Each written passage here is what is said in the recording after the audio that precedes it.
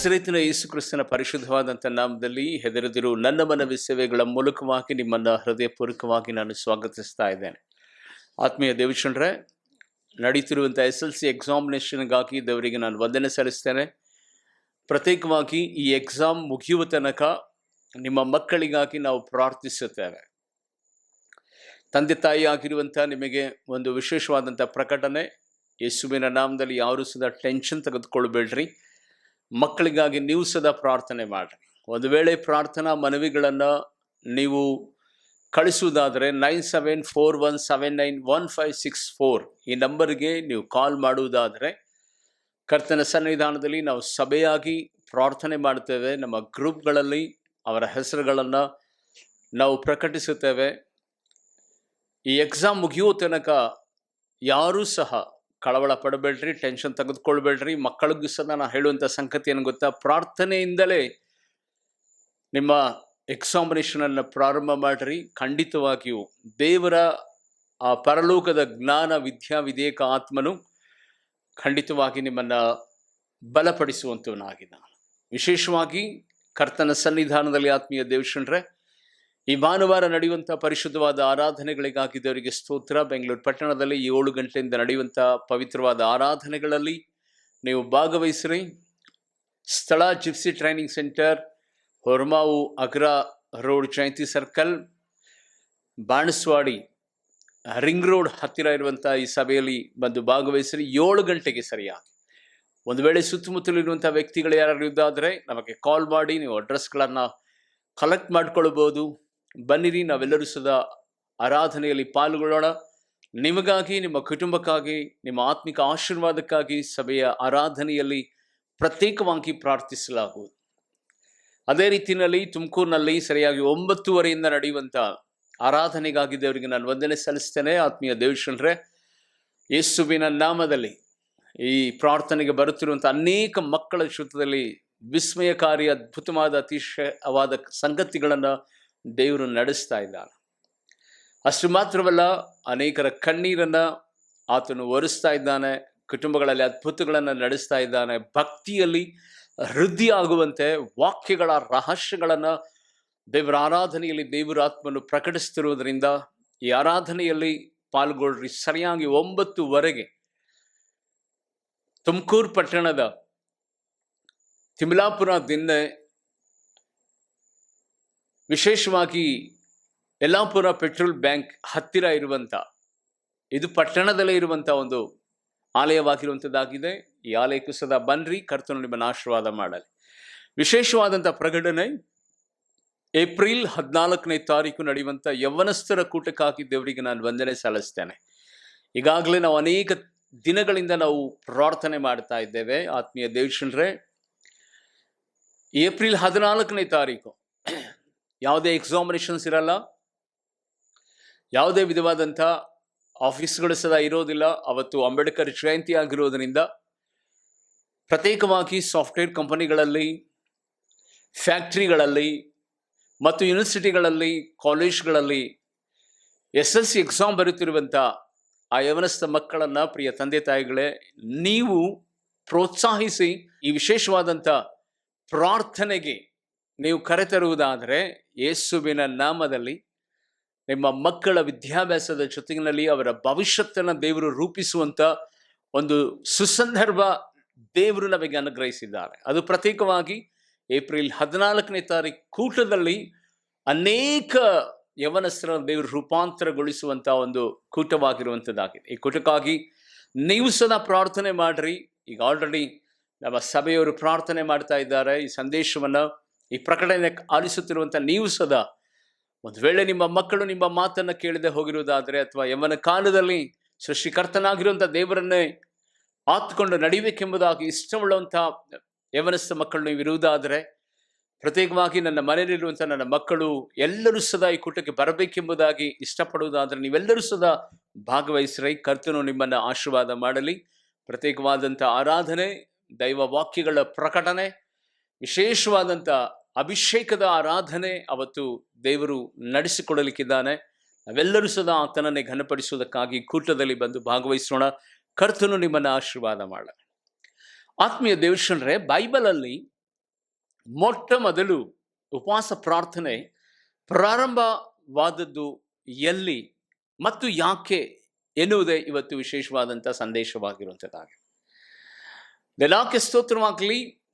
ಬೈಬಲಲ್ಲಿ ಮೊಟ್ಟ ಮೊದಲ ಪ್ರಾರ್ಥನೆ ಪ್ರಾರಂಭವಾಗಿದ್ದು ಆದಿಕಾಂಡದಲ್ಲಿ. ನಮಗೆಲ್ಲರಿಗೂ ಗೊತ್ತಿರುವಂಥ ಸಂಗತಿ, ಇದನ್ನು ಅನೇಕ ಸಾರಿ ಸಹ ನಾನು ಹೇಳಿದ್ದೇನೆ. ಆದರೆ ಮೊಟ್ಟ ಮೊದಲ ಉಪವಾಸ ಪ್ರಾರ್ಥನೆ ಪ್ರಾರಂಭವಾದಂಥ ಸ್ಥಳ ಮತ್ತು ಕಾಲವನ್ನು ನಾವು ಗಮನಿಸುವಂಥ ಸಂದರ್ಭದಲ್ಲಿ ನ್ಯಾಯಸ್ಥಾಪಕರು ಪುಸ್ತಕದಲ್ಲಿ ಉಪವಾಸ ಪ್ರಾರ್ಥನೆ ಪ್ರಾರಂಭವಾಗುತ್ತೆ. ಅದು ಆದಿಕಾಂಡದಲ್ಲಿ ಪ್ರಾರಂಭವಾಗಲಿಲ್ಲ. ಆದಿಕಾಂಡದಿಂದ ನ್ಯಾಯಸ್ಥಾಪಕರ ಪುಸ್ತಕದ ಹೊರಗೆ ನಾವು ನೋಡುವಂಥ ಸಂದರ್ಭದಲ್ಲಿ ಅನೇಕ ಪುಸ್ತಕಗಳು ಮಧ್ಯದಲ್ಲಿ ಬರ್ತದೆ. ಆ ಎಲ್ಲ ಪುಸ್ತಕಗಳಲ್ಲಿ ನೋಡುವಂಥ ಸಂದರ್ಭದಲ್ಲಿ, ಆ ಗ್ರಂಥಗಳಲ್ಲಿ ನೋಡುವಂಥ ವೇಳೆಯಲ್ಲಿ ಎಲ್ಲೂ ಉಪವಾಸ ಪ್ರಾರ್ಥನೆ ಬಗ್ಗೆ ಬರೆಯಲ್ಪಟ್ಟಂಥ ಒಂದು ಸಂಗತಿಗಳಿಲ್ಲ. ಆದಿಕಾಂಡ, ವಿಮೋಚನ ಕಾಂಡ, ಯಾಚಕ ಕಾಂಡ, ಅರಣ್ಯಕಾಂಡ, ಧರ್ಮೋಪದೇಶ ಕಾಂಡ, ಯೆಹೋಶುವ, ಅದಾದ ನಂತರ ನ್ಯಾಯಸ್ಥಾಪಕರು ಪುಸ್ತಕ ಬರ್ತದೆ. ಆ ನ್ಯಾಯಸ್ಥಾಪಕರು ಮತ್ತು ಆದಿಕಾಂಡದ ಮಧ್ಯದಲ್ಲಿ ಸಾಮಾನ್ಯವಾದ ಪುಸ್ತಕಗಳು ಅಥವಾ ಗ್ರಂಥಗಳು ಇದರಲ್ಲಿ ಇಲ್ಲ.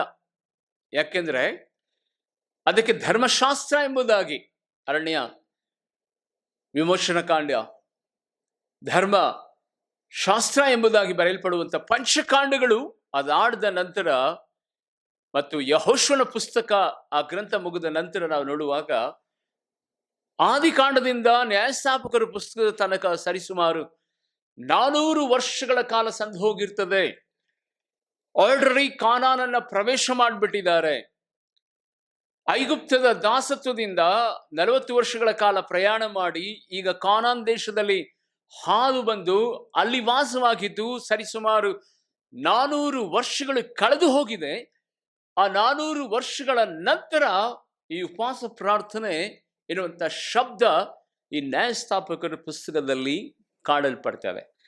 ಯಾಕೆ ಈ ಉಪವಾಸ ಪ್ರಾರ್ಥನೆಯನ್ನ ಇಸ್ರಾಯೇಲರು ಮಾಡಿದರು ಎಂಬುದಾಗಿ ಸ್ವಲ್ಪ ಸಮಯಗಳ ಕಾಲ ನಿಮ್ಮ ಜೊತೆಯಲ್ಲಿ ಮಾತನಾಡಿ ನಾನು ಸಂದೇಶವನ್ನು ಮುಂದೆ ಒಲಿಸಲಿಕ್ಕಿದ್ದೇನೆ.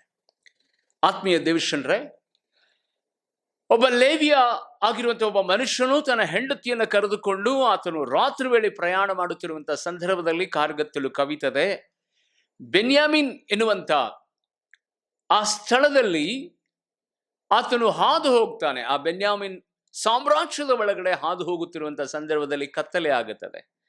ಕತ್ತಲೆಯಾಗುವಂತಹ ವೇಳೆಯಲ್ಲಿ ಆ ಗಂಡ ಹೆಂಡತಿ ಇಬ್ಬರು ಆ ಬೆನ್ಯಾಮಿನ್ ಕುಲದ ಒಬ್ಬ ಮನುಷ್ಯನ ಮನೆ ಮುಂಭಾಗದ ಜಗಲಿಯ ಮೇಲೆ ರಾತ್ರಿಯಲ್ಲಿ ನಿದ್ರೆಗೆ ಜಾರಿ ಹೋಗುತ್ತಿರುವಂಥ ಸಂದರ್ಭದಲ್ಲಿ ಅಲ್ಲಿದ್ದಂಥ ಪುಂಡರು, ಪೋಖರಿಗಳು, ಅಂದರೆ ಬೆನ್ಯಾಮಿನ್ ಕುಲದ ಯವನಸ್ಥರಿದ್ದಾರಲ್ಲ, ಓ ಲೇವಿಯ ವಂಶಸ್ಥರು ಇಲ್ಲಿ ಬಂದಿದ್ದಾರೆ, ಹೆಂಡತಿ ಗಂಡ ಇಬ್ರು ಬಂದಿದ್ದಾರೆ ಎಂಬುದಾಗಿ ನೆನೆಸಿ ಆ ಬೆನ್ಯಾಮಿನ್ ಕುಲದ ಯವನಸ್ಥರು ಏನ್ ಮಾಡ್ತಾರಂದ್ರೆ ಆ ಗಂಡನನ್ನು ತುಂಬಾ ಹೊಡೆದು ಹಿಂಸಿಸಿ ಅವನ ಹೆಂಡತಿಯ ಮೇಲೆ ಬಲಾತ್ಕಾರ ಮಾಡ್ತಾರೆ.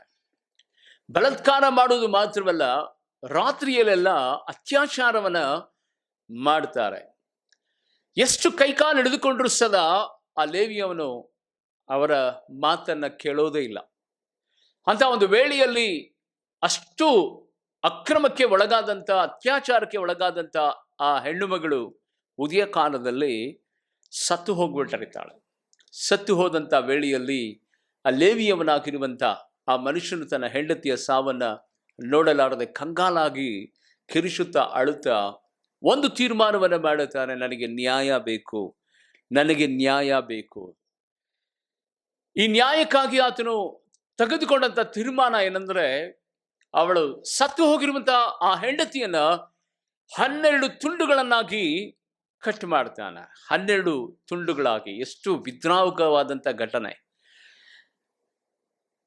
ಆ ವೇಳೆಯಲ್ಲಿ 12 ಆ ಪೀಸ್ಗಳು, ತುಂಡುಗಳನ್ನ 12 ಗೋತ್ರಗಳಿಗೆ, ಅಂದ್ರೆ ಯೂದ, ರೂಬೇನ್, ಬೆನ್ಯಾಮಿನ್, ಗಾದ್, ಯೋಸೆಫನ ಗೋತ್ರ ಅಂದ್ರೆ ಮನಸ್ಸೆ ಗೋತ್ರ, ಈ ಎಲ್ಲಾ ಗೋತ್ರಗಳಿಗೆ ಒಂದೊಂದನ್ನಾಗಿ ಆ ತುಂಡನ್ನ ಪಾರ್ಸಲ್ ಮಾಡಿ ಅವರೆಲ್ಲರಿಗೂ ಸಂದೇಶವನ್ನು ಕಳಿಸುತ್ತಾನೆ. ಏನಂದ್ರೆ, ನನ್ನ ಕುಟುಂಬಕ್ಕೆ, ನನ್ನ ಹೆಂಡತಿಗೆ ಈ ರೀತಿಯಾದ ಬಲಾತ್ಕಾರ ಆಗಿ ಅವಳು ಸಾವನ್ನಪ್ಪಿದ್ದಾಳೆ, ನನಗೆ ನ್ಯಾಯವನ್ನು ಕೊಡಬೇಕು, ನನಗೆ ನ್ಯಾಯವನ್ನು ಒದಗಿಸಿ ಕೊಡಬೇಕೆಂಬುದಾಗಿ ಹೇಳಿ ಆ ಬೆನ್ಯಾಮಿನ್ ಕುಲ ಮೊದಲುಗೊಂಡು 12 ಗೋತ್ರಗಳಿಗೆ ತನ್ನ ಹೆಂಡತಿಯ ದೇಹ ಮಾಂಸವನ್ನ ತುಂಡುಗಳನ್ನ ಕಳಿಸುವಂತ ಸಂದರ್ಭದಲ್ಲಿ ಬೆನ್ಯಾಮಿನ್ ವಾಸ ಮಾಡುತ್ತಿರುವಂತಹ ಪ್ರಾಂತದಲ್ಲಿ 11 ಗೋತ್ರದವರು, ಅಂದ್ರೆ ಬೆನ್ಯಾಮಿನ್ ಪ್ರಾಂತಕ್ಕೆ 11 ಇಸ್ರಾಯೇಲ್ ಗೋತ್ರದವರು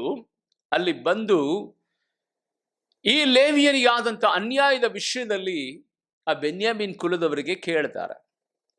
ನೋಡಿ, ನಾವೆಲ್ಲರೂ ಸದಾ ಅಣ್ಣ ತಮ್ಮಂದಿರಾಗಿದ್ದೇವೆ, ನಮ್ಮ ಮಧ್ಯದಲ್ಲಿ ಜಗಳ ಮಾಡೋದು ಒಳ್ಳೆಯದಲ್ಲ, ಕಲಹ ಒಳ್ಳೆಯದಲ್ಲ, ಯುದ್ಧ ಮಾಡಿಕೊಳ್ಳುವುದು ಸದಾ ಒಳ್ಳೆಯದಲ್ಲ. ಈಗ ಈ ಲೇವಿ ಗೋತ್ರದವನು ಸದಾ ನಮ್ಮ ತಮ್ಮನಾಗಿದ್ದಾನೆ, ಇವನ ಕುಟುಂಬದಲ್ಲಿ ಇಂಥ ವಿಪರ್ಯಾಸ ಘಟನೆ ನಡೆದಿದೆ, ನಾವು ನಿಮ್ಮ ಪರವಾಗಿ ಯುದ್ಧ ಮಾಡೋದಿಲ್ಲ, ಆದರೆ ಒಂದನ್ನು ಕೇಳ್ತೇವೆ, ಏನಂದ್ರೆ ಯಾರು ಈ ಅತಿಕ್ರಮವನ್ನ ಮಾಡಿದರು, ಯಾರು ಈ ರೀತಿಯಾದ ಕ್ರೌರ್ಯವನ್ನ ಮಾಡಿದರು ಅಂತ ವ್ಯಕ್ತಿಗಳನ್ನ ನಮ್ಮ ಕೈಗೆ ಕೊಡ್ರಿ, ನಾವು ಅವರಿಗೆ ತಕ್ಕ ಶಾಸ್ತಿಯನ್ನ ಮಾಡುತ್ತೇವೆ ಎಂಬುದಾಗಿ ಹೇಳಿ ಅವರು ಕೇಳಿಕೊಂಡಂತ ಸಂದರ್ಭದಲ್ಲಿ ಈ ಬೆನ್ಯಾಮಿನ್ ಕುಲದವರಿದ್ದಾರಲ್ಲ, ಇಲ್ಲ ಇಲ್ಲ, ನಾವೆಂಥ ಪರಿಸ್ಥಿತಿ ಬಂದರೂ ಸದಾ ನಾವು ನಮ್ಮವರನ್ನ ನಿಮ್ಮ ಕೈನಲ್ಲಿ ಕೊಡೋದಿಲ್ಲ. ಯಾಕೆ ಅಂದ್ರೆ ನಮ್ಮವರದ ತಪ್ಪೇನಿಲ್ಲ. ಆ ರಾತ್ರಿ ಹೊತ್ತಿನಲ್ಲಿ ಈ ಲೇವಿಯವನು ಯಾಕೆ ಕತ್ತಲಲ್ಲಿ ತನ್ನ ಹೆಂಡತಿಯನ್ನು ಕರ್ಕೊಂಡು ಬಂದು ಇಲ್ಲಿ ಮಲಗಿದ್ದ? ಅವಂದೇ ತಪ್ಪು, ರಾತ್ರಿಯಲ್ಲಿ ಪ್ರಯಾಣ ಮಾಡೋದು ತಪ್ಪಲ್ವಾ ಎಂಬುದಾಗಿ ಹೇಳಿ 11 ಜನ ಅಂದ್ರೆ 11 ಗೋತ್ರದವರಿಗೆ ಅವರು ಬೆನ್ಯಾಮಿನ್ ಕುಲದವರು ವಿರೋಧ ಮಾಡ್ತಾರೆ. ವಿರೋಧ ಮಾಡುವಂತ ಸಂದರ್ಭದಲ್ಲಿ ಈ 11 ಗೋತ್ರಗಳು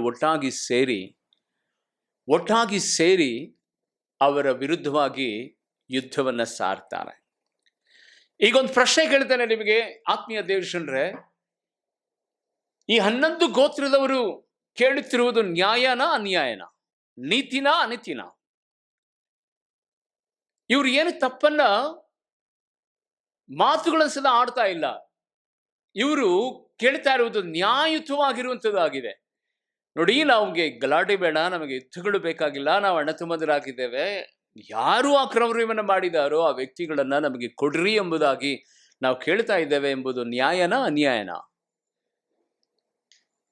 ಅನೇಕ ಸಂದರ್ಭಗಳಲ್ಲಿ ಆತ್ಮೀಯ ದೇವಜನರೇ, ಜೀವಿತದಲ್ಲಿ ಹೇಗಿರುತ್ತದೆ ಗೊತ್ತಾ? ನಾವು ನ್ಯಾಯವನ್ನೇ ನೀತಿಯನ್ನೇ ಎತ್ತಿ ಹಿಡಿಯುವಂತಹ ಸಂದರ್ಭದಲ್ಲಿ ನಮ್ಮ ನ್ಯಾಯ ಅನ್ಯಾಯದ ಕೈನಲ್ಲಿ ಸೋತು ಹೋಗ್ಬಿಡ್ತದೆ, ನಮ್ಮ ನೀತಿ ಅನೀತಿಯ ಕೈನಲ್ಲಿ ಸೋತು ಹೋಗ್ಬಿಡ್ತದೆ. ಇಂಥ ಪರಿಸ್ಥಿತಿ ಬಂದಂತ ಸಂದರ್ಭದಲ್ಲಿ ನಮಗೆ ನ್ಯಾಯ ಸಿಗಲಿಲ್ಲ ಎಂಬುದಾಗಿ ಈ 11 ಗೋತ್ರದವರು ಏನ್ ಮಾಡ್ತಾರೆ? ಅವರ ಮೇಲೆ ಯುದ್ಧ ಸಾರ್ತಾರೆ. ಆದರೆ ದೇನಾಕ್ಕೆ ಸ್ತೋತ್ರವಾಗಲಿ, ಈ ಯುದ್ಧದಲ್ಲಿ ಬೈಬಲ್ ಹೇಳ್ತದೆ, ದೇನಾಕ್ಕೆ ಸ್ತೋತ್ರವಾಗಲಿ, ನ್ಯಾಯಸ್ಥಾಪಕರು ಪುಸ್ತಕ 20ನೇ ಅಧ್ಯಾಯದ 21ನೇ ವಚನ, ಆ ವಚನವನ್ನು ಗಮನಿಸುವಂತ ಸಂದರ್ಭದಲ್ಲಿ 11 ಗೋತ್ರದವರು ಬೆನ್ಯಾಮಿನ್ ಕುಲದ ಮೇಲೆ ಯುದ್ಧ ಸಾರಿದಂತ ಸಂದರ್ಭದಲ್ಲಿ ಆ ಬೆನ್ಯಾಮಿನ್ ಕುಲದ ಆ ವ್ಯಕ್ತಿಗಳು ಇವರನ್ನ ಸೋಲಿಸಿಬಿಡ್ತಾರೆ. ಎಷ್ಟು ಜನರನ್ನ ಸೋಲಿಸ್ತಾರೆ, ಸಾಯಿಸ್ತಾರೆ ಎಂಬುದಾಗಿ ನಡೆಸುವಾಗ ಓದಿಕೊಳ್ಳೋಣ. ದೇನಾಕ್ಕೆ ಸ್ತೋತ್ರ. ನ್ಯಾಯಸ್ಥಾಪಕರು ಪುಸ್ತಕ 20ನೇ ಅಧ್ಯಾಯದ 21ನೇ ವಚನ.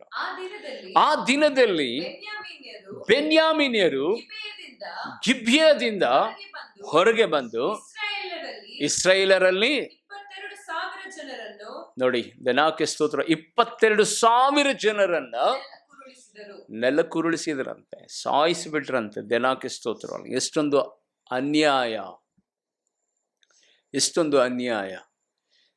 ಆತ್ಮೀಯ ದೇವಜನರೇ, ನಿಜವಾದಂತ ಗೆಲುವು ಸಿಗಬೇಕಾದಂತ ಸ್ಥಳದಲ್ಲಿ ಒಬ್ಬರಿಬ್ಬರಲ್ಲ, ಒಂದು ಕುಲದ ಮೇಲೆ 11 ಕುಲದವರು ಒಟ್ಟಾಗಿ ಸೇರಿ ಯುದ್ಧಕ್ಕೆ ಬಂದರೂ ಸದಾ ಒಂದು ಚಿಕ್ಕದಾಗಿರುವಂತಹ ಒಂದು ಕುಲ, ಬೆನ್ಯಾಮಿನ್ ಕುಲ, ಅವರನ್ನ ಇಸ್ರಾಯೇಲರ 11 ಕುಲಗಳನ್ನ ಓಡಿಸಿದು ಮಾತ್ರವಲ್ಲ, 22,000 ಜನರನ್ನ ಸಾಯಿಸಿಬಿಟ್ರಂತೆ. ಆತ್ಮೀಯ ದೇವಜನರನ್ನ ನನ್ನನ್ನು ಗಮನಿಸಿ, ಅನೇಕ ಸಂದರ್ಭಗಳಲ್ಲಿ ಇದೇ ಘಟನೆ ನಡೀತದೆ. ಇದೇ ಘಟನೆ ನಡೀತದೆ. ತಪ್ಪು ಬೆನ್ಯಾಮೀನ್ ಅವರದು, ಅನ್ಯಾಯ ಮಾಡಿದವರು ಬೆನ್ಯಾಮೀನ್ ಅವರು. ನ್ಯಾಯಯುತವಾಗಿ ನ್ಯಾಯ ಸಿಗಬೇಕಾಗಿದ್ದು 12 ಗೋತ್ರಗಳಿಗೆ, ಲೇವಿಯ ವಂಶದವನಿಗೆ. ಆದರೆ ಈಗ ಅವರು ಸೋತು ಹೋಗಿದ್ದು ಮಾತ್ರವಲ್ಲ, 22,000 ಜನ ಸತ್ತು ಹೋಗಿದ್ದಾರೆ. ಜನರ ಕಣ್ಣಿಗೆ ಏನಿಸ್ತದೆ ಗೊತ್ತಾ ಇದು? ಅಯ್ಯೋ, ಬೆನ್ಯಾಮೀನ್ ಅವರೇನೋ ತಪ್ಪು ಮಾಡಿಲ್ವೇನೋ, ಅದಕ್ಕೆ ದೇವರು ಅವರ ಪರವಾಗಿ ನಿಂತು 11 ಗೋತ್ರಗಳಿಗೆ ಸೋಲನ್ನು ಅನುಭವಿಸುವ ಹಾಗೆ ಮಾಡಿದ್ದಾನೆ. ಅದಕ್ಕಾಗಿ ಆ 11 ಕುಲದವರು, 11 ಗೋತ್ರದವರು, ಇಸ್ರೇಲ್ ಅವರು ಏನೋ ತಪ್ಪು ಮಾಡಿರಬಹುದು. ಅನೇಕ ವೇಳೆಗಳಲ್ಲಿ ಆತ್ಮಿಕತೆ ಬದುಕಿನಲ್ಲಿ ಇದೇ ನಡೆದು ಹೋಗುತ್ತದೆ. ಅನ್ಯಾಯದ ಕೈನಲ್ಲಿ ನ್ಯಾಯ ಸೋತು ಹೋಗುತ್ತದೆ. ಅನೀತಿಯ ಕೈನಲ್ಲಿ ನೀತಿ ಸೋತು ಹೋಗ್ಬಿಡ್ತದೆ. ಅನೇಕ ವೇಳೆಗಳಲ್ಲಿ ಇವತ್ತು ದೇವರ ಸಂದೇಶವನ್ನು ಕೇಳುತ್ತಿರುವಂತ ನಿಮ್ಮ ಬದುಕಿನಲ್ಲೂ ಸಹ ಒಂದು ತಪ್ಪು ಮಾಡದೆ ನಿಮ್ಮ ವಿಷಯದಲ್ಲಿ ಅನೇಕರು ತಪ್ಪು ಮಾಡಿ, ಅಥವಾ ನಿಮ್ಮ ವಿಷಯದಲ್ಲಿ ಅನೇಕ ವಿಧವಾದಂಥ ಕೆಟ್ಟ ಕಾರ್ಯಗಳನ್ನು ನಡೆಸಿ, ನಿಮ್ಮ ಮೇಲೆ ದೌರ್ಜನ್ಯ ಮಾಡಿ, ಅನೇಕ ವಿಧವಾದಂಥ ತಡೆಗಳನ್ನು ಒಡ್ಡಿದಂಥ ಸಂದರ್ಭದಲ್ಲಿ ನಿಮಗೆ ನ್ಯಾಯ ಸಿಗೋದಿಲ್ಲ. ನ್ಯಾಯ ಸಿಗೋದಿಲ್ಲ. ಯಾರ ಬಳಿನಲ್ಲಿ ಹೋದ್ರೂ ಸಹ ನ್ಯಾಯ ಸಿಗೋದಿಲ್ಲ. ಕೆಲವೊಂದು ಸಮಯದಲ್ಲಿ ಯಾರು ತಪ್ಪು ಮಾಡಿರ್ತಾರೋ, ಯಾರು ಅಕ್ರಮ ಮಾಡಿರ್ತಾರೋ, ಯಾರು ಅಟ್ಟಹಾಸ ಮೆರೆದಿರ್ತಾರೋ ಅವರೇ ಜಯವನ್ನು ಹೊಂದುತ್ತಾರೆ. ಆ ಸಂದರ್ಭದಲ್ಲಿ ನಾವು ಯಾರಿಗೂ ಸಹ ತಲೆ ಎತ್ತಿ ತೋರಿಸುವುದಕ್ಕೆ ಆಗದಿರುವಂತಹ ಒಂದು ಬಲಹೀನತೆ ನಮ್ಮನ್ನ ಆವರಿಸಿಬಿಡ್ತದೆ. ಹೌದು ಪ್ರೀತಿಯುಳ್ಳ ದೇವಜನರೇ, ಅನೇಕ ಸಂದರ್ಭಗಳಲ್ಲಿ ಅನ್ಯಾಯ ನ್ಯಾಯವನ್ನು ಸೋಲಿಸಿಬಿಡ್ತದೆ. ಅನೀತಿ ನೀತಿಯನ್ನ ಸೋಲಿಸಿಬಿಡ್ತದೆ. ಈಗ ನೋಡ್ರಿ, ಇಸ್ರೇಲರ ಆ 11 ಗೋತ್ರಗಳು ತಲೆ ತಗ್ಗಿಸುವಂತ ಒಂದು ಪರಿಸ್ಥಿತಿ ಬರುವಾಗ ದೇವರ ಬಳಿನಲ್ಲಿ ಹೋಗಿ ಪ್ರಾರ್ಥನೆ ಮಾಡ್ತಾರೆ. ಅಪ್ಪ, ನಮ್ಮದೇನು ಅನ್ಯಾಯ ಇಲ್ಲ, ನಾವೇನು ಕೇಳಲಿಲ್ಲ. ಒಂದು ವೇಳೆ ಅವ್ರ ವಿರುದ್ಧವಾಗಿ ನಾವು ಯುದ್ಧಕ್ಕೆ ಹೋಗ್ತೇವೆ ಎಂಬುದಾಗಿ ಸದಾ ನಾವು ಹೇಳಲಿಲ್ಲ. ಯಾರು ತಪ್ಪು ಮಾಡಿದ್ರು ಅವರಿಗೆ ತಕ್ಕ ಶಾಸ್ತಿಯನ್ನು ಮಾಡ್ತೇವೆ ಎಂಬುದಾಗಿ ಕೇಳಿದೆವು. ಆದರೆ ಅವರು ಮೊಂಡುತನದಿಂದ ನಮ್ಮ ಮೇಲೆ ಯುದ್ಧಕ್ಕೆ ಬಂದು 22,000 ಜನ ಸತ್ತು ಹೋದ್ರಲ್ಲ, ದೇವರೇ ಇದು ನ್ಯಾಯನಾ ಎಂಬುದಾಗಿ ಹೇಳಿ ಅವರು ಪ್ರಾರ್ಥನೆ ಮಾಡ್ತಾರೆ. ಪ್ರಾರ್ಥನೆ ಮಾಡಿದ ನಂತರ ಮತ್ತೆ ಯುದ್ಧವನ್ನ ಸಾರ್ತಾರೆ. 25ನೇ ವಚನ ಓದಿಸಿಕೊಳ್ಳೋಣ. ದೇವರಿಗೆ ಸ್ತೋತ್ರವಾಗಲಿ. ಮತ್ತೆ ಯುದ್ಧಕ್ಕೆ ಹೋಗ್ತಾರೆ. 25ನೇ ವಚನದಲ್ಲಿ ನೋಡ್ರಿ ಏನಾಗುತ್ತೆ ಅಂತ. ಬೆನ್ಯಾಮೀನರು 2ನೇ ದಿನದಲ್ಲಿಯೂ ಗಿಬ್ಯಾದಿಂದ ಹೊರಗಡೆ ಬಂದು ಇಸ್ರಾಯೇಲರೆಲ್ಲರನ್ನ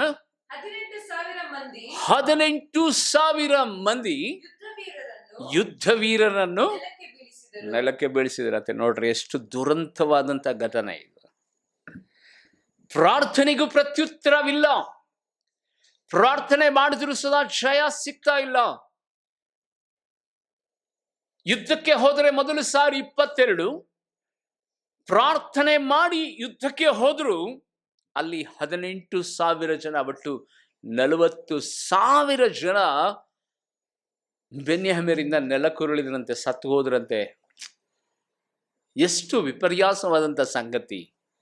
ಆತ್ಮೀಯ ದೇವಜನರೇ, ಪ್ರಾರ್ಥನೆಗೂ ಬೆಲೆ ಇಲ್ಲವಾ?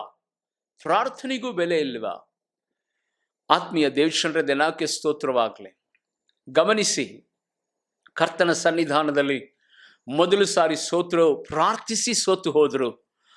ಆ ವೇಳೆಯಲ್ಲಿ ಅವರಿಗೆ ಒಂದು ಸತ್ಯ ಗೊತ್ತಾಯಿತು. ಆ ಸತ್ಯ ಏನಂದ್ರೆ, ಕಠೋರವಾದಂಥ ಉಪವಾಸ ಪ್ರಾರ್ಥನೆಯನ್ನ ಮಾಡಿ ದೇವರ ಹತ್ರ ನಾವು ಅಂಗಲಾಚಿ ನಾವು ಪ್ರಾರ್ಥನೆ ಮಾಡೋಣ ಎಂಬುದಾಗಿ ನೆನೆಸಿ, ಪ್ರಾರ್ಥನೆಗೆ ಉತ್ತರ ಸಿಗದೇ ಇರುವಂತಹ ಸಂದರ್ಭದಲ್ಲಿ ಒಂದು ದಿನದ ಉಪವಾಸ ಪ್ರಾರ್ಥನೆಯನ್ನ ಬೆತೇಲ್ ಎನ್ನುವಂತಹ ಸ್ಥಳದಲ್ಲಿ 11 ಕುಲದವರು ಉಪವಾಸ ಪ್ರಾರ್ಥನೆ ಮಾಡ್ತಾರೆ. ಕಠೋರವಾದ ಉಪವಾಸ ಪ್ರಾರ್ಥನೆ ಮಾಡ್ತಾರೆ. ಆ ಸಂದರ್ಭದಲ್ಲಿ 26ನೇ ವಚನ ಓದು ಕೇಳಿಸ್ಕೊಳ್ಳುವಂತರಾಗೋಣ. ಆಗ ಎಲ್ಲಾ ಜನರು ಬೆತೇಲಿಗೆ ಹೋಗಿ ಅಲ್ಲಿ ಯೆಹೋವನ ಮುಂದೆ ಅಳುತ್ತಾ ಬಿದ್ದು ಸಾಯಂಕಾಲದವರೆಗೂ ಉಪವಾಸ ಮಾಡಿದರು. Amen, hallelujah. ದೇವರಿಗೆ ಸ್ತೋತ್ರವಾಗಲಿ. ಮೊಟ್ಟ ಮೊದಲ ಉಪವಾಸ ಬೆಥೇಲಲ್ಲಿ ಇಸ್ರಾಯೇಲರು ಬೆಳಗಿಂದ ಸಂಜೆವರೆಗೂ ಕಠಿಣವಾದ, ಘೋರವಾದಂಥ, ಕಠೋರವಾದಂಥ ಉಪವಾಸ ಪ್ರಾರ್ಥನೆಯನ್ನು ಮಾಡಿದರು. ಇದೇ ಸ್ಥಳದಲ್ಲಿ ಮೊಟ್ಟ ಮೊದಲು ಬೈಬಲಲ್ಲಿ ಉಪವಾಸ ಪ್ರಾರ್ಥನೆ ನಡೆದದ್ದು. ಆತ್ಮೀಯ ದೇವಶಂಡ್ರೆ, ಉಪವಾಸ ಪ್ರಾರ್ಥನೆಗೆ ಇಷ್ಟೊಂದು ಹಿನ್ನೆಲೆ ಇದೆ. ಆದಿಕಾಂಡದಿಂದ ನ್ಯಾಯಸ್ಥಾಪಕರ ಪುಸ್ತಕ ತನಕ 400 ವರ್ಷಗಳಿಗಿಂತಲೂ ಮಿಗಿಲಾದ ದಿನಗಳು ಸಂದು ಹೋತು. ಆದರೆ ಉಪವಾಸ ಪ್ರಾರ್ಥನೆಗೆ ಕಾರಣ ಏನಂದರೆ, ಉಪವಾಸ ಮಾಡಿದ್ದಕ್ಕೆ ಕಾರಣ ಏನಂದರೆ, ದೇವರಿಗೆ ಸ್ತೋತ್ರವಾಗಲಿ, ನ್ಯಾಯವನ್ನು ಕೇಳುವಂಥ ಸಂದರ್ಭದಲ್ಲಿ ನ್ಯಾಯ ಸಿಗಲಿಲ್ಲ. ಪ್ರಾರ್ಥನೆ ಮಾಡುವಂಥ ವೇಳೆಯಲ್ಲಿ ಪ್ರಾರ್ಥನೆಗೆ ಉತ್ತರ ಸಿಗದೆ ಆ ನ್ಯಾಯ ಮತ್ತೆ ಎರಗಿ ಬಂದು 18,000 ಜನ ಸತ್ತು ಹೋದಾಗ ಕೊನೆಯದಾಗಿ ಅವರು ಉಪವಾಸ ಪ್ರಾರ್ಥನೆಯ ಮಾರ್ಗವನ್ನು ಅವರು ಅನುಸರಿಸಿದಂಥ ಸಂದರ್ಭದಲ್ಲಿ ಬೈಬಲಲ್ಲಿ ನಾವು ನೋಡುತ್ತೇವೆ. ಆ ಉಪವಾಸ ಪ್ರಾರ್ಥನೆಯನ್ನು ಮಾಡಿದ ನಂತರ ಬೆನ್ಯಾಮಿನರ ವಿರುದ್ಧವಾಗಿ ಯುದ್ಧಕ್ಕೆ ಹೋದಂಥ ಸಂದರ್ಭದಲ್ಲಿ ವೇದ ಪಂಡಿತರು ಇದನ್ನು ಹೇಳುತ್ತಾರೆ. ಆ 11 ಕುಲದವರು ಅವರನ್ನು ಸಂಹಾರ ಮಾಡುತ್ತಾ ಕೊನೆಯದಾಗಿ ಬೆನ್ಯಾಮಿನ್ ಕುಲದಲ್ಲಿ ಕೇವಲ 600 ಜನ ಮಾತ್ರ ಉಳಿದ್ರಂತೆ. 600 ಪೀಪಲ್ಸ್ ಮಾತ್ರ, 600 ಜನ ಮಾತ್ರ ಉಳಿದ್ರಂತೆ. ಇದು ಉಪವಾಸ ಪ್ರಾರ್ಥನೆಗಿರುವಂಥ ಒಂದು ತಾಕತ್ತು, ಉಪವಾಸ ಪ್ರಾರ್ಥನೆಗಿರುವಂಥ ಶಕ್ತಿ.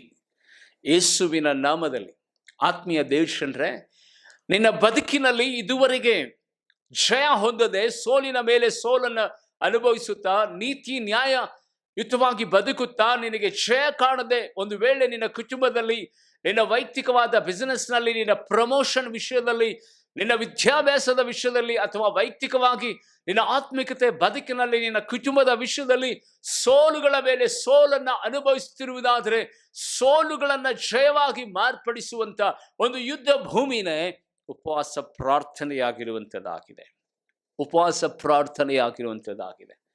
ಯೇಸುವಿನ ನಾಮದಲ್ಲಿ ಈ ಸಂದೇಶವನ್ನು ಆಲಿಸುತ್ತಿರುವಂಥ ನಿನ್ನ ಬದುಕಿನಲ್ಲಿ ಯಾವುದು ಇದುವರೆಗೆ ಆಗಲಿಲ್ಲವೋ, ಯಾವುದು ಶತ್ರು ಯಾವಾಗಲೂ ನಿನ್ನ ಮೇಲೆ ಜಯವನ್ನು ಹೊಂದುತ್ತಾ ಇದ್ದಾನೋ, ಅವನ ಅನ್ಯಾಯಕ್ಕೆ, ಅವನ ಅನೀತಿಗೆ ಒಳಗಾಗಿ ಇವತ್ತು ಜಯವನ್ನು ಹೊಂದದೆ ಇವತ್ತು ಕಂಗಾಲಾಗಿದೆಯೋ, ದೇವರ ಮಗುವೆ, ಯೇಸುವಿನ ನಾಮದಲ್ಲಿ ಬೈಬಲ್ ಹೇಳ್ತದೆ, ಈ ಜಾತಿಯ ದೆವ್ವಗಳು ಉಪವಾಸ ಪ್ರಾರ್ಥನೆ ಅಲ್ಲದೆ ಮತ್ತಾವುದರಿಂದಲೂ ಹೋಗುವುದಿಲ್ಲ ಎಂಬುದಾಗಿ ಹೊಸ ಒಡಂಬಡಿಕೆಯಲ್ಲಿ ತನ್ನ ಶಿಷ್ಯರಿಗೆ, ಅಪೊಸ್ತಲರಿಗೆ ದೇವರಿಗೆ ಸ್ತೋತ್ರವಾಗಲಿ ಯೇಸು ಸ್ವಾಮಿ ಪ್ರಕಟಿಸಿದನ್ನು ನಾವು ಬೈಬಲಲ್ಲಿ ನೋಡುತ್ತೇವೆ. ಹೌದು, ದೇವರಿಗೆ ಸ್ತೋತ್ರವಾಗಲಿ. ಉಪವಾಸ ಪ್ರಾರ್ಥನೆಗೆ ಅಷ್ಟು ಬಲ ಇರುವಂಥದ್ದಾಗಿದೆ. ಒಂದು ಅಮೂಲ್ಯವಾದಂಥ ಟೆಸ್ಟ್ ಮನಿಯನ್ನು ಹೇಳಿ ನಾನು ನಿಮಗೋಸ್ಕರವಾಗಿ ನಾನು ಪ್ರಾರ್ಥನೆ ಮಾಡುವಂಥನಾಗಿದೆ. ದೇವರಿಗೆ ಸ್ತೋತ್ರವಾಗಲಿ. ಅಮೆರಿಕ ದೇಶದಲ್ಲಿ ಡೇವಿಡ್ ಗ್ರೀನ್ ಎಂಬುದಾಗಿ ಒಬ್ಬ ವ್ಯಕ್ತಿ ಜೀವಿಸ್ತಾ ಇರ್ತಾನೆ. ಆತನಿಗೆ ಹ್ಯಾಪಿ ಲಾಫಿ ಎನ್ನುವಂಥ ಶಾಪ್ಗಳಿರ್ತದೆ, ಮಾಲ್ಗಳಿರ್ತದೆ. ಹ್ಯಾಪಿ ಲಾಫಿ ಎಂಬಂಥ ಮಾಲ್ಗಳಿರ್ತದೆ. ಆ ಮಾಲ್ಗಳನ್ನು ಸ್ಥಾಪನೆ ಮಾಡೋದಕ್ಕಿಂತ ಮೊದಲನೇ ಆತನು ಬಹಳ ಯಥಾರ್ಥತೆಯಿಂದ, ನೀತಿಯಿಂದ ಬದುಕಿದಂಥ ಒಬ್ಬ ವ್ಯಕ್ತಿ. ಒಂದು ಕಂಪನಿನಲ್ಲಿ ಆತನು ಕೆಲಸ ಮಾಡ್ತಾ ಇರ್ತಾನೆ, ಡೇವಿಡ್ ಗ್ರೀನ್ ಎನ್ನುವಂಥ ವ್ಯಕ್ತಿ. ಆ ಸಂದರ್ಭದಲ್ಲಿ ಆ ಕಂಪನಿಯಿಂದ ಆತನ ತೆಗೆದು ಬಿಡ್ತಾರೆ. ತೆಗೆದಂಥ ವೇಳೆಯಲ್ಲಿ ಮನೆಗೆ ಬರ್ತಾನೆ. ಕೆಲವು ದಿನಗಳ ನಂತರ ಸ್ವಂತದಾಗಿರುವಂಥ ಬಿಸ್ನೆಸ್ಸನ್ನು ಪ್ರಾರಂಭ ಮಾಡೋಕ್ಕಿಂತ ಮೊದಲನೇ ಆ ಕಂಪನಿಯಿಂದ ಏನೋ ಒಂದು ಚಿಕ್ಕದಾದಂಥ ವಸ್ತುವನ್ನು ತನ್ನ ಮನೆಗೆ ತಂದು ಇಟ್ಟಿರ್ತಾನೆ. ಆವಾಗ ಅವ್ರ ತಾಯಿ ನೋಡ್ತಾಳೆ. ತಾಯಿ ನೋಡುವಂಥ ಸಂದರ್ಭ, ಮಗನೇ, ಈ ವಸ್ತು ನಮ್ಮದಲ್ಲವಲ್ಲ, ಇದು ಯಾವುದೋ ಮನೆಯಿಂದ ಅಥವಾ ಯಾವುದೋ ಕಂಪನಿಯಿಂದ ಬಂದಂಗಿದೆ, ಇದನ್ನ ಯಾಕೆ ನನ್ನ ಮನೆಯಲ್ಲಿ ಇಟ್ಟಿದೆ ಎಂಬುದಾಗಿ ಕೇಳುವಾಗ ಅವನು ಹೇಳ್ತಾನೆ ಏನಂದರೆ, ಏನೋ ಬಿಡಮ್ಮ, ಇದು ಚಿಕ್ಕದಲ್ವಾ, ಇದನ್ನ ಯಾಕೆ ಅಷ್ಟೊಂದು ಸೀರಿಯಸ್ ಆಗಿ ತೆಗೆದುಕೊಳ್ತಿದೆ ಎಂಬುದಾಗಿ ಹೇಳುವಾಗ ಆ ತಾಯಿ ಹೇಳ್ತಾರೆ, ಇಲ್ಲ, ಪರರ ಸೊತ್ತನ್ನು ಆಶಿಸಬಾರದು, ಪರರದ್ದು ಯಾರ್ದು ಸದಾ ನಮ್ಮ ಮನೆಯಲ್ಲಿ ಇರಬಾರ್ದು, ಇದು ದೇವರ ಆಜ್ಞೆ. ಇದನ್ನು ಮೊದಲು ಆ ಕಂಪನಿಯವರಿಗೆ ನೀನು ಕೊಡು. ಅದು 1 ಪೈಸಾನೇ ಇರ್ಬೋದು, ಅದು 10 ರೂಪಾಯಿನೇ ಇರ್ಬೋದು. ಅವರು ಪ್ರಯಾಸಪಟ್ಟು ಅದನ್ನು ತೆಗೆದುಕೊಂಡಿರ್ತಾರೆ. ಅದಕ್ಕೋಸ್ಕರವಾಗಿ ಪರರದು ನಮ್ಮ ಮನೆಯಲ್ಲಿ ಇರಬಾರ್ದು ಎಂಬುದಾಗಿ ನೀತಿ ಪಾಠವನ್ನು ತನ್ನ ತಾಯಿ ಕಲಿಸಿರ್ತಾಳೆ. ಅವನು ಅಮೆರಿಕ ದೇಶದಲ್ಲಿ ಭಕ್ತಿವಂತರೇ ಇಲ್ಲ ಎಂಬುದಾಗಿ ಬಹಳ ಜನ ಅಂದ್ಕೊಂಡಿರ್ತಾರೆ. ಆದರೆ ಅಮೆರಿಕ ದೇಶದಲ್ಲಿ ಇವತ್ತು ಸದಾ ಭಕ್ತಿಯ ಉನ್ನತ ಶಿಖರದಲ್ಲಿರುವಂಥ ವ್ಯಕ್ತಿಗಳಿದ್ದಾರೆ. ಯೇಸು ಕ್ರಿಸ್ತನಿಗಾಗಿ ತಮ್ಮ ಪ್ರಾಣವನ್ನೇ ಮುಡಿಪಾಗಿಡುವಂಥ ಕೋಟ್ಯಾಂತರ ಜನರು ಅಮೆರಿಕ ದೇಶದಲ್ಲಿದ್ದಾರೆ. ಆದರೆ ಭಕ್ತಿಯನ್ನ ಅವರು ಹೊರಗಡೆ ನಿಮ್ಮ ಹಾಗೆ ಅವರು ಬಿಳೆ ಬಟ್ಟೆ ಅಥವಾ ವೈಯಕ್ತಿಕವಾಗಿ ಕೋಟು ಸುಟ್ಟುಗಳನ್ನು ಹಾಕಿಕೊಂಡು ಪ್ರದರ್ಶನ ಮಾಡೋದಿಲ್ಲ. ಅವರ ಭಕ್ತಿ ಒಳಗಡೆ ಇರುವಂಥದ್ದಾಗಿದೆ. ಆ ಸಂದರ್ಭದಲ್ಲಿ ಈತನು ಹ್ಯಾಪಿ ಲಾಫಿ ಎನ್ನುವಂಥ ಶಾಪ್ಗಳನ್ನು ಡೇವಿಡ್ ಗ್ರೀನ್ ಅವರು ಸ್ಥಾಪನೆ ಮಾಡ್ತಾರೆ. ಯಥಾರ್ಥತೆಯಿಂದ, ನೀತಿಯಿಂದ, ನ್ಯಾಯದಿಂದ, ಪ್ರೀತಿಯಿಂದ, ಭಕ್ತಿಯಿಂದ, ದೇವರ ಆಜ್ಞೆ ಅನುಸಾರವಾಗಿ ಕರ್ತನಿಗಾಗಿ ಪ್ರತ್ಯೇಕಿಸಬೇಕಾದದನ್ನು ಪ್ರತ್ಯೇಕಿಸುತ್ತಾ ದೇವರ ನಾಮದ ಮಹಿಮೆಗೋಸ್ಕರವಾಗಿ ಶಾಪ್ನಲ್ಲಿ ಒಳ್ಳೆ ಬಿಸ್ನೆಸ್ ಪ್ರಾರಂಭವಾಗುವಂಥ ಆ ವೇಳೆಯಲ್ಲಿ ದೊಡ್ಡದಾದಂಥ ಒಂದು ವಿಸ್ತೃತವಾದಂಥ ಬಿಸ್ನೆಸ್ ವ್ಯಾಪರಿಸ್ತದೆ. ಅಮೆರಿಕ ದೇಶದಾದ್ಯಂತ ಮೊದಲುಗೊಂಡು ಅನೇಕ ರಾಷ್ಟ್ರಗಳಲ್ಲಿ ಆ ಬಿಸ್ನೆಸ್ ವ್ಯಾಪರಿಸ್ತದೆ. ದೊಡ್ಡ ಶ್ರೀಮಂತನಾಗಿ ಆತನು ಮಾರ್ಪಡಿಸ್ತಾನೆ. ಆ ವೇಳೆಯಲ್ಲಿ ಅಮೆರಿಕ ಪ್ರಭುತ್ವ ಒಂದು ರೂಲ್ಸ್ ಅನ್ನು ತರ್ತದೆ. ಆ ರೂಲ್ಸ್ ಏನಂದ್ರೆ, ಪ್ರತಿಯೊಂದು ಮಾಲ್ಗಳಲ್ಲಿಯೂ, ಪ್ರತಿಯೊಂದು ಮೆಡಿಕಲ್ ಶಾಪ್ಗಳಲ್ಲಿಯೂ, ಪ್ರತಿಯೊಂದು ಅಂಗಡಿಗಳಲ್ಲಿಯೂ ಅಬಾರ್ಷನ್ ಟ್ಯಾಬ್ಲೆಟ್ ಅನ್ನು ಸೇಲ್ ಮಾಡಬೇಕು ಎಂಬುದಾಗಿ ಒಂದು ರೂಲ್ಸ್ ಬರ್ತದೆ. ಅಬಾರ್ಷನ್ ಟ್ಯಾಬ್ಲೆಟ್ ಪ್ರತಿಯೊಂದು ಶಾಪ್ಗಳಲ್ಲಿ, ಮಾಲ್ಗಳಲ್ಲಿ ಅಂದ್ರೆ ಅದನ್ನು ಮಾರಬೇಕು. ಅಂದ್ರೆ ಭ್ರೂಣ ಹತ್ಯೆ ಮಾಡುವಂಥ ಒಂದು ಟ್ಯಾಬ್ಲೆಟ್. ಆ ವೇಳೆಯಲ್ಲಿ ಈತನು ಯೋಚನೆ ಮಾಡ್ತಾನೆ, ಅದನ್ನ ನನ್ನ ಶಾಪಲ್ಲಿ ಮಾಡಿದರೆ ನಾನು ಪಾಪ ಮಾಡಿದ ಹಾಗೆ ಆಗುತ್ತದೆ. ಭ್ರೂಣ ಹತ್ಯೆ, ಹೊಟ್ಟೆನಲ್ಲೇ ಮಗು ಇರುವಂಥ ಸಂದರ್ಭದಲ್ಲಿ ಟ್ಯಾಬ್ಲೆಟ್ಸ್ ತೆಗೆದುಕೊಳ್ಳುವಾಗ ಅದು ಸತ್ತು ಹೋಗ್ತದೆ. ಅದು ಪ್ರಾಣ ಹತ್ಯೆಗೆ ಸರಿಸಮಾನವಾದಂಥ ಒಂದು ಕಾರ್ಯವಾಗಿರುವಂಥದ್ದಾಗಿದೆ. ಇದು ಬೈಬಲ್ ಒಪ್ಪೋದಿಲ್ಲ. ಏನು ಮಾಡುವುದು ಎಂಬುದಾಗಿ ಆತನು ಯೋಚನೆ ಮಾಡುತ್ತಾ ಇರುವಂಥ ಸಂದರ್ಭದಲ್ಲಿ ಡೈರೆಕ್ಟ್ ಆಗಿ ಅಮೆರಿಕ ಸರ್ಕಾರಕ್ಕೆ ಒಂದು ಲೆಟರ್ನ ಆತನು ಬರೀತಾನೆ. ಇಲ್ಲ, ನನ್ನ ಮಾಲ್ಗಳಲ್ಲಿ, ನನ್ನ ಶಾಪ್ಗಳಲ್ಲಿ ಈ ಭ್ರೂಣ ಹತ್ಯೆಯ ಟ್ಯಾಬ್ಲೆಟ್ಸ್ ಅನ್ನ, ಅಬಾರ್ಷನ್ ಮಾಡುವಂಥ ಟ್ಯಾಬ್ಲೆಟ್ಸ್ ಅನ್ನ ನಾನು ಸೇಲ್ ಮಾಡೋದಿಲ್ಲ ಎಂಬುದ. ಆತ್ಮೀಯ ದೇವಶನರೇ, ಇವತ್ತಿನ ದಿನಮಾನಗಳಲ್ಲಿ ಅನೇಕರು ಅಂದ್ಕೊಂಡಿರ್ತಾರೆ ಅವರು ಮಾಡಿದರೆ ತಪ್ಪು, ನಾವು ಮಾಡಿದರೆ ತಪ್ಪಲ್ಲ ಅಂತ. ಆದರೆ ಅನೇಕ ಸಂದರ್ಭಗಳಲ್ಲಿ ತಪ್ಪು ಮಾಡುವಂಥ ವ್ಯಕ್ತಿಗಳನ್ನ ಪ್ರೋತ್ಸಾಹಿಸುವುದೇ ದೊಡ್ಡ ತಪ್ಪು ಎಂಬುದಾಗಿ ಬೈಬಲ್ ಹೇಳ್ತದೆ. ಪಾಪ ಮಾಡುವಂಥ ವ್ಯಕ್ತಿಗಳನ್ನ ಪ್ರೋತ್ಸಾಹ ಮಾಡುವುದೇ ಒಂದು ದೊಡ್ಡದಾದಂಥ ಪಾಪ. ಅನೇಕ ಜನರು ಇವತ್ತು ಅಸಂಬದ್ಧವಾದಂಥ ಜೀವಿತವನ್ನು ನಡೆಸಿ ಮಕ್ಕಳನ್ನ ಆ ಟ್ಯಾಬ್ಲೆಟ್ಸ್ ಕೊಟ್ಟು ಸಾಯಿಸ್ತಾರೆ. ಹೊಟ್ಟೆನಲ್ಲಿ ಸತ್ತು ಹೋಗ್ತವೆ, ಅಬಾರ್ಷನ್ ಮಾಡಿಸ್ಕೊಡ್ತಾರೆ. ಇನ್ನು ಕೆಲವರು ಸ್ಕ್ಯಾನಿಂಗ್ ಮಾಡಿಸಿ ಹೊಟ್ಟೆನಲ್ಲಿ ಹೆಣ್ಮಗು ಇದ್ರೆ ಹೆಣ್ಮಗುನ ಸಾಕೋಕ್ಕಾಗೋದಿಲ್ಲ ಎಂಬುದಾಗಿ ಪಾಪದ ಕೆಲಸವನ್ನ ಮಾಡಿ ಆ ಮಗುವನ್ನ ಆತ್ಮಹತ್ಯೆ ಮಾಡಿಸ್ತಾರೆ. ಕೆಲವೊಂದು ಸಂದರ್ಭಗಳಲ್ಲಿ ನಾವು ನೋಡುತ್ತೇವೆ, ದಿನಾಕ್ಕೆ ಸ್ತೋತ್ರ, ಆತ್ಮೀಯತೆ ಹೇಗಿರ್ತದೆ ಅಂತ ಹೇಳಿದರೆ, ಭಕ್ತಿ ವೇಷ ನಮಗಿರ್ತದೆ. ಭಕ್ತಿಯಲ್ಲಿ ನಡಿಬೇಕೆಂಬುದಾಗಿ ಪ್ರತಿಯೊಬ್ಬರು ನಾವು ನಿರ್ಧಾರ ಮಾಡ್ತೇವೆ. ಆದರೆ ಕೆಲವೊಂದು ಸಮಯದಲ್ಲಿ ಲೋಕದ ಜೊತೆಯಲ್ಲಿ ಕಾಂಪ್ರಮೈಸ್ ಆಗ್ಬಿಡ್ತೇವೆ. ಹೇಗಿರ್ತದೆ ಭಕ್ತಿ ಗೊತ್ತಾ? ಕ್ರೈಸ್ತ ಕುಟುಂಬಗಳಲ್ಲಿ ಹೋಗುವಂತ ಸಂದರ್ಭದಲ್ಲಿ, ಹಬ್ಬ ಹರಿದಿನಗಳಲ್ಲಿ ಅವ್ರು ಹೇಗೆ ಕಾಂಪ್ರಮೈಸ್ ಆಗಿರ್ತಾರೆ ಅಂದ್ರೆ, ಇವರು ಯೇಸು ಸ್ವಾಮಿ ನಂಬಿರ್ತಾರೆ, ಅವ್ರ ರಿಲೇಷನ್ಸ್ಗಳು ಯೇಸು ಸ್ವಾಮಿ ನಂಬಿರಲ್ಲ. ಆದರೆ ಅವ್ರ ಮನೆಗೆ ಹೋದಾಗ ಮದ್ಯದ ವಾಸನೆ ಬರ್ತಾ ಇರ್ತದೆ. ಆ ಸಂದರ್ಭದಲ್ಲಿ ಕೇಳುವಂತ ಸಂದರ್ಭದಲ್ಲಿ ಅವ್ರು ಹೇಳ್ತಾರೆ, ಅಯ್ಯ ನಾವು ಕುಡಿಯೋದಿಲ್ಲ. ಅವ್ರು ನಮ್ಮ ರಿಲೇಷನ್ಸ್ ಬಂದಿದ್ದಾರಲ್ಲ, ಅವ್ರು ಕುಡಿದು ಒಳಗಡೆ ಬಂದಿದ್ದಾರೆ. ಅವ್ರು ಕುಡಿದು ಒಳಗಡೆ ಬರೋದಿರಲಿ, ಆದರೆ ಈಗಿನ ಕಾಲಘಟ್ಟಗಳಲ್ಲಿ ಏನಾಗಿದೆ ಗೊತ್ತಾ, ರಿಲೇಷನ್ಸ್ ಮೆಚ್ಚಿಸೋದಕ್ಕೋಸ್ಕರವಾಗಿ ಇವರೇ ಹಣ ಕೊಟ್ಟು ಕುಡಿಯುವ ಹಾಗೆ, ಮನೆಯಲ್ಲಿ ಬಂದು ಕುಡಿಯುವ ಹಾಗೆ ಮಾಡ್ತಾರೆ. ಕುಡಿಯೋದು ಪಾಪ ಅಂತ ಗೊತ್ತು, ಆದರೆ ಕುಡಿಯೋದಕ್ಕೆ ಪ್ರೋತ್ಸಾಹ ಕೊಡ್ತಾರಲ್ಲ, ಅದು ದೊಡ್ಡದಾದಂಥ ಪಾಪ. ಆತ್ಮೀಯ ದೇವಶನರೇ, ದೇವರಾತ್ಮನು ನಮ್ಮ ಮಧ್ಯದಲ್ಲಿ ಚಲಿಸ್ತಾ ಇದ್ದಾನೆ. ಈ ಮನುಷ್ಯ ಆ ಲೆಟರ್ನ ಅಮೆರಿಕ ಪ್ರಭುತ್ವಕ್ಕೆ ಬರಿತಾನೆ, ನನ್ನ ಶಾಪ್ಗಳಲ್ಲಿ, ನನ್ನ ಮಾಲ್ಗಳಲ್ಲಿ ನಾನು ಈ ಅಬಾರ್ಷನ್ ಟ್ಯಾಬ್ಲೆಟ್ಸ್ ಅನ್ನ ಸೇಲ್ ಮಾಡೋದಿಲ್ಲ ಎಂಬುದಾಗಿ ಹೇಳುವಾಗ ಅಮೆರಿಕ ಸರ್ಕಾರ ಒಂದು ಸುತ್ತೋಲೆ ಹೊರಡಿಸ್ತದೆ. ನಿಮಗೆ ಎಲ್ಲೆಲ್ಲಿ ನಮ್ಮ ದೇಶದಲ್ಲಿ ಮಾಲ್ಗಳಿದಾವೋ, ಶಾಪ್ಗಳಿದಾವೋ, ಅವುಗಳನ್ನ ನಮ್ಮ ಸರ್ಕಾರವೇ ಖುದ್ದು ನಿಂತು ಅವುಗಳನ್ನ ಬಂದು ಮಾಡುತ್ತದೆ. ಯಾಕೆಂದ್ರೆ ನೀವು ಸರ್ಕಾರದ ವಿರುದ್ಧವಾಗಿ ಅಥವಾ ಸರ್ಕಾರದ ಸುತ್ತೋಲೆಯ ವಿರುದ್ಧವಾಗಿ ನೀವು ಹೀಗೆ ಮಾಡೋದ್ರಿಂದ ನಾವು ಅದನ್ನು ತಡೀತೇವೆ ಎಂಬುದಾಗಿ ಸುತ್ತೋಲೆಯನ್ನು ಕಳಿಸಿ ಅವರಿಗೆ ಮೆಸೇಜನ್ನು ತಲುಪಿಸುವಂಥ ಸಂದರ್ಭದಲ್ಲಿ ಅವ್ರು ಹೇಳ್ತಾರೆ, ಏನು ಗೊತ್ತಾ,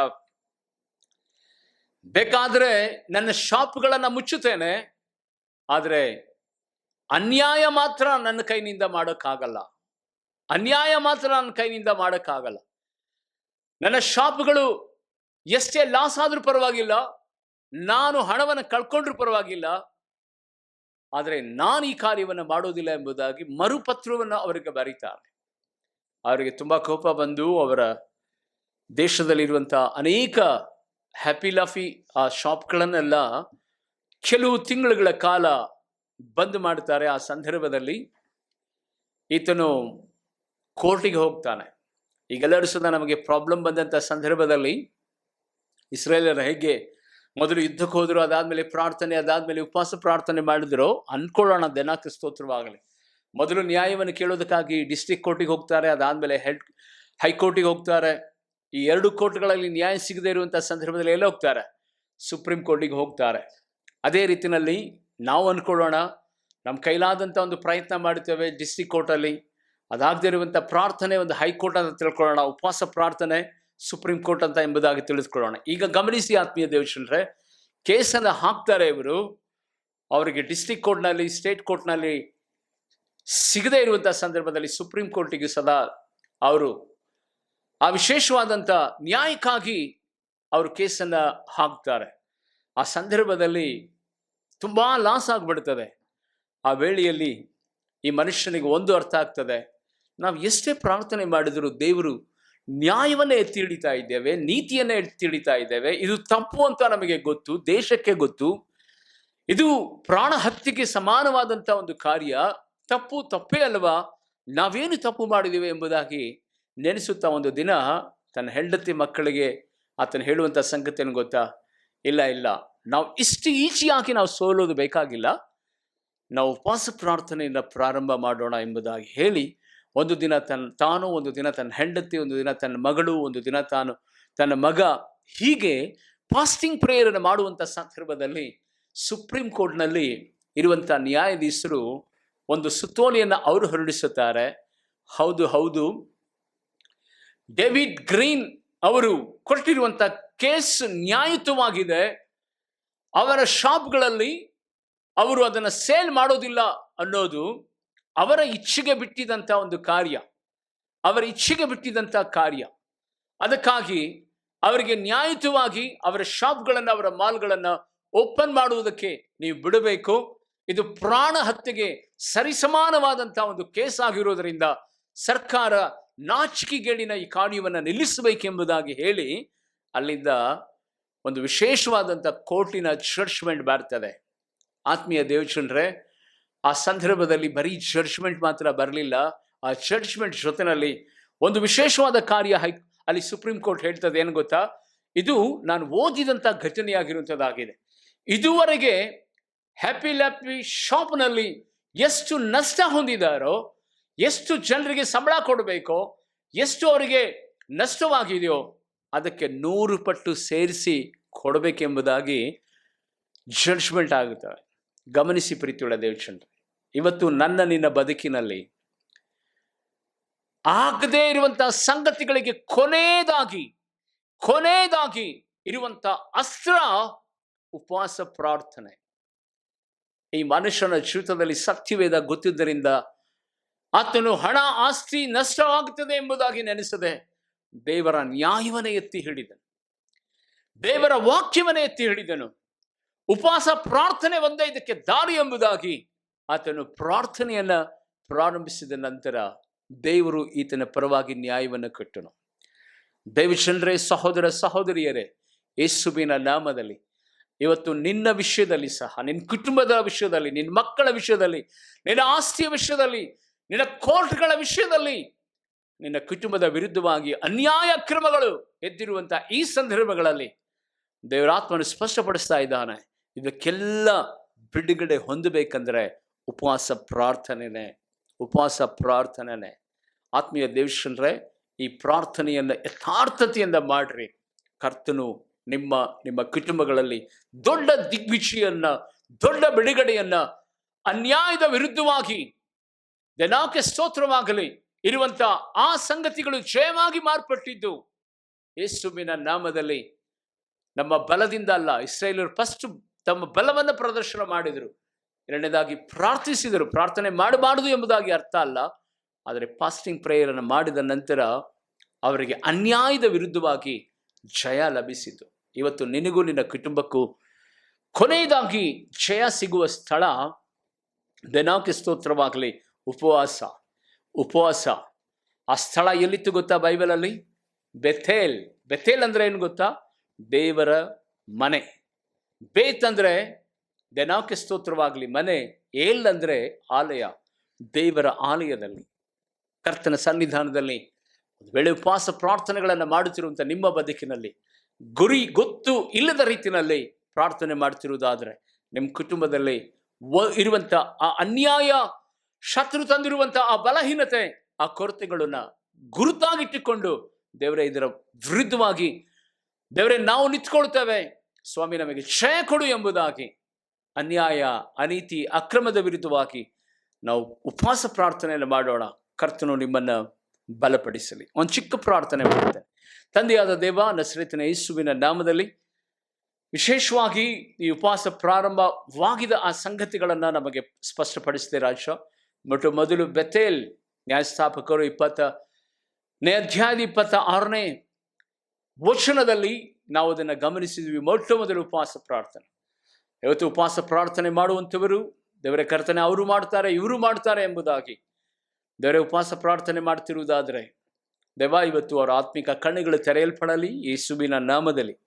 ಉಪವಾಸ ಪ್ರಾರ್ಥನೆ ಪ್ರಾರಂಭವಾಗಿದ್ದೆ ಯಾದರಿಂದ, ಯಾಕೆ ಎಂಬುದಾಗಿ ಇವತ್ತು ನೀನು ಮಾತನಾಡಿದೆ. ಅದನ್ನು ಮನಗಂಡು ದೇವರ ಕರ್ತನೆ ಈ ಮಕ್ಕಳು ಸದಾ ದೇವರ ಆತ್ಮಿಕತೆಯಲ್ಲಿ ಹೋರಾಡುತ್ತಿರುವಂಥ ಕುಟುಂಬದಲ್ಲಿ, ವೈಯಕ್ತಿಕವಾಗಿ ಅವರ ಉದ್ಯೋಗ ಬಿಸ್ನೆಸ್ನಲ್ಲಿ ಇರುವಂಥ ಹೋರಾಟಗಳ ವಿಷಯದಲ್ಲಿ ದೇವರೇ ಅವರು ಸದೃಢಗೊಳ್ಳಲು, ಶತ್ರುವಿನ ವಿರುದ್ಧವಾಗಿ ಜಯ ಹೊಂದಲು ಪ್ರಾರ್ಥನೆಗಳನ್ನು ದೇವರ ಕರ್ತನೆ ಸ್ವಾಮಿ ನಿನ್ನ ಸಮ್ಮುಖದಲ್ಲಿ ಉಪವಾಸಗಳನ್ನು ದೇವರೇ ಮಾಡುತ್ತಾ ಜಯ ಹೊಂದುವಂತೆ ನಿಂತಾನೆ ಸಹಾಯ ಮಾಡಬೇಕೆಂಬುದಾಗಿ ಪ್ರಾರ್ಥಿಸ್ತೇನೆ ಯೇಸುವಿನ ನಾಮದಲ್ಲಿ.